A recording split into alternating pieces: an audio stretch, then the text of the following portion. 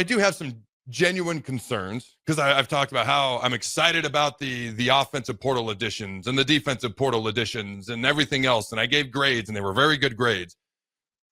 I am concerned about the O-line. And I'm not saying the guys that we have in that room can't do it next year. I am 1,000% rooting for them. Gunnar Katula, Justin Evans-Jenkins, Henry Letufsky. Again, we'll see what happens with Prohaska and Turner Corcoran as they come back from injury. Wish them the best. They've both had a couple of injuries, so you never know what you're going to get sometimes. Trust me, I know. I came back from multiple injuries, and one time it was one injury too many. And you never know. But I'm rooting for them. We've got some young guys, some young freshmen, talented guys. Preston Tamua, this guy came in weighing 330 pounds. Well, it says here 6'3.5", 325. Number one offensive lineman out of Hawaii, redshirted a year ago. He's going to be fighting for play time. You got Grant Bricks, who was one of the most heralded players we brought in, offensive lineman, dude's a freaking monster. All right, he's going to be fighting for play time. Maybe one of these guys can step up. You bring in Elijah Pritchett. Talent is through the roof. Talked about that. One of the top five, when you look at just pure talent, one of the top five most purely talented guys on the entire roster. Has not yet found his groove, has not yet found consistency. Can he find it here? And I bring this up because we had some guys that were kind of on our radars, potential linemen to come in, and we seem to just be having a hard time getting these guys to commit and come in. New Mexico State tackle Shaiz Peak picks Kentucky over Michigan and Nebraska. So we did not get the New Mexico State all-conference tackle. And I'd actually talked about this individual on Friday, Troy transfer offensive lineman Daniel King. I thought he'd be a good addition. I talked about two potential offensive linemen. I thought he was the better of the two. This is a guy who's played 2,642 snaps, multi-time all-conference in the Sun Belt selection. I think he would have been a good addition. All right, he has chosen North Carolina, not for basketball, talking football.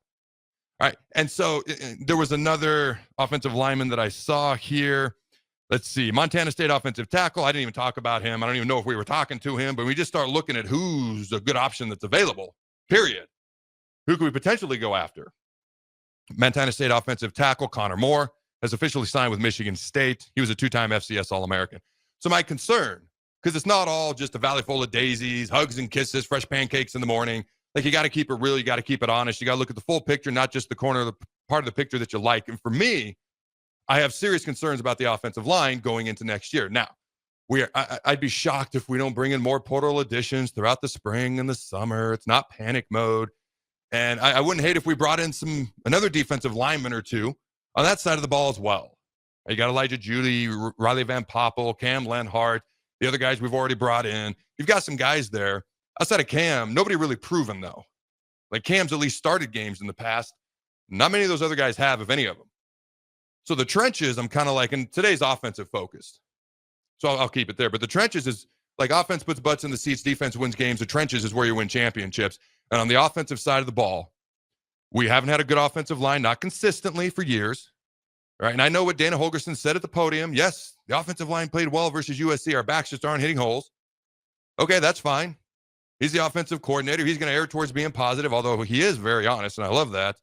I watched us play against Wisconsin, and I watched us dominate as an offensive line. And I didn't see that the rest of the year. And I'm not saying it was bad the rest of the year. It was very up and down, very inconsistent. I want more consistency. We don't have to be great. I'd love that. Let's be freaking consistent. What I'm saying is we have not shown that in a long time. Donovan Raiola is going into year 4 as the offensive line coach. He has not yet produced a consistent offensive line. Again, I'm rooting for him to do that this year. We brought in Pritchett. The talent is through the roof. Can he find consistency? That's all we ask of him. Letufsky's going to be back. He's injured, out for the spring, but should be back for the fall. I've liked Justin Evans-Jenkins since he started as a freshman. He can play center. He can play guard. You love Gunnar Gatula. He's probably one of our 5 best offensive linemen. Do they keep him at tackle? Do we bring in another tackle eventually? Does he go to guard? What happens there? What happens with Grant? What happens with Preston, the Hawaiian offensive lineman? Like, how does this all unfold? When I look at our skill guys, quarterback with experience, trust Emmett Johnson, love our wide receivers. We got like 3 tight ends that could potentially play. Now, nobody's done it consistently as a tight end yet. Lindenmeyer's been the best, but Harburg just moved there. Carter Nelson was kind of all over the place a little bit last year because he's got the ability to do that, but wasn't just a pure tight end very often, even when he did play, which wasn't a ton. But I still feel fine about our tight end room. I do. especially in a Holgerson offense where he's going to move guys all over like chess pieces. It's the offensive line that I'm like, we needed help. We need to get better. We need to be consistent. And we're not seemingly able to consistently bring in consistent offensive linemen that are proven just yet. So it's not panic mode because we've got more time. You would like to have these guys here now. Classes are starting this week at the university. You'd like to have them here throughout the spring for obvious reasons. Get those reps in, get a winter conditioning in with your program, with your strength coach. Start learning your culture. It's not mandatory, just would be nice. So to me, that is a concern that I have. Again, no panic button, but a legit concern. What are your thoughts there, Jake?